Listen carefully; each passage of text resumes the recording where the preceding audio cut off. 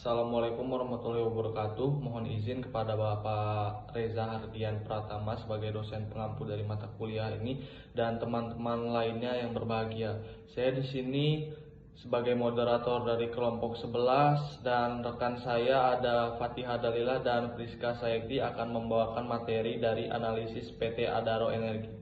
Baik, adapun materi pertama akan saya paparkan yaitu sejarah perusahaan dari PT Adaro Energi Tbk yang didirikan dengan nama PT Padang Karunia pada tanggal 28 Juli 2004 dan memulai beroperasi secara komersial pada tahun Juli 2005. Pada tanggal 4 Juli 2008, Adro memperoleh pernyataan efektif dari Bapepam LK untuk melakukan penawaran umum pada saham Adro kepada masyarakat sebanyak 11 juta lembar saham lebih dengan nilai nominal Rp100 per lembar saham dan harga penawaran Rp1.100 per saham.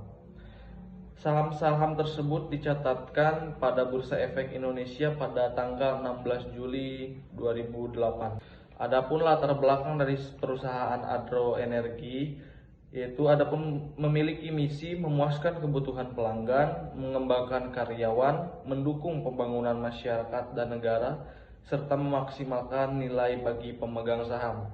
Adapun visinya yaitu menjadi kelompok perusahaan tambang dan energi di Indonesia yang terkemuka.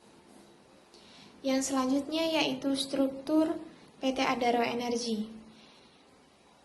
PT Adaro Energi adalah perusahaan Indonesia yang terkenal dengan fokus pada pertambangan dan perdagangan batu bara. Struktur manajemen perusahaan dapat berubah seiring waktu karena berbagai faktor, sehingga penting untuk memverifikasi informasi terbaru dari sumber yang dapat dipercaya. Biasanya perusahaan publik besar seperti Adaro Energi mempunyai dewan direksi dan dewan komisaris yang mengawasi operasinya. Salah satu dewan direksi dari PT Adaro Energi yaitu Garibaldi Thohir sebagai presiden direktur dan dewan komisarisnya yaitu Edwin Suryajaya. Yang selanjutnya gambaran umum PT Adaro Energi. Adaro Energi didirikan dengan nama PT Padang Karunia tanggal 28 Juli 2004 dan mulai beroperasi secara komersial pada bulan Juli 2005. PT Adaro Energi adalah perusahaan pertambangan unggul dan produsen batu bara terbesar ke dunia di Indonesia. Adaro Energi telah berkembang menjadi organisasi yang terintegrasi secara vertikal dengan anak-anak perusahaan yang berpusat pada energi termasuk pertambangan, transportasi dengan kapal besar, jasa pelabuhan, pemasaran, dan penghasil listrik. Perusahaan ini mengoperasikan pertambangan batu bara terbesar di Indonesia, tepatnya di Kalimantan Selatan, dan bertujuan menjadi grup pertambangan dan energi terbesar di Asia Tenggara. Materi selanjutnya ialah mengenai analisis SWOT. Pertama, kita akan membahas kekuatan dari PT Adaro ini terlebih dahulu. Berdasarkan kinerja operasinya, produksi batu bara terus meningkat tanpa mengalami kendala produksi. Lalu berdasarkan kualitas dan cadangan batu bara, basis batu bara dan cadangan yang besar dengan sebaran luas di sejumlah anak perusahaan, serta kualitas yang ramah lingkungan. Lalu jika berdasarkan biaya operasinya, Adaro ini termasuk perusahaan berbiaya rendah dengan rekam jejak pertumbuhan produksi yang baik. Untuk selanjutnya kita akan membahas mengenai kelemahan dari PT Adaro. Berdasarkan kinerja operasi, keterbatasan sarana transportasi akan menjadi faktor pembatas. Lalu berdasarkan kualitas dan cadangan batu bara, produksi batu bara hanya dipotong oleh satu anak perusahaan serta infrastruktur tunggal sehingga rawan jika ada masalah di satu perusahaan tersebut. Lalu jika berdasarkan biaya operasi, pengembangan tambang bersifat modal dan memerlukan keahlian khusus.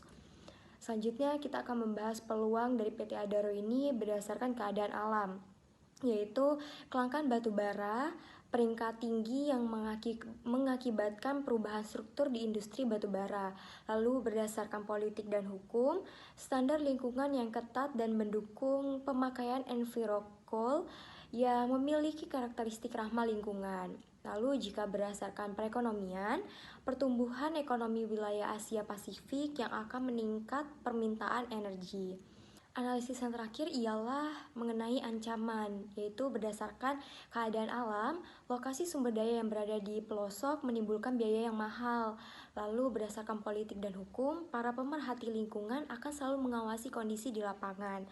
Dan yang terakhir, ancaman berdasarkan perekonomian, yaitu penurunan ekonomi global akan menurunkan permintaan batu bara. Lalu yang terakhir ada saran dan masukan. Manajemen PT Adaro Energi Tbk lebih memfokuskan pada peningkatan efisiensi pendapatan perusahaan, sedangkan dari economic value add PT Adaro Energi Tbk dari tahun 2014 sampai dengan tahun 2018 cukup baik, dan ada baiknya manajemen PT Adaro Energi Tbk mempertahankan nilai economic value add-nya untuk di masa yang akan datang, dan nilai tambah pasar dari market value add PT Adaro Energi Tbk sudah sangat baik, maka ada baiknya dapat memperhatikan nilai market value add untuk kedepannya. Sekian materi dari saya kembalikan kepada moderator. Mungkin itu saja pemaparan dari kelompok kami. Terima kasih atas perhatiannya. Wassalamualaikum warahmatullahi wabarakatuh.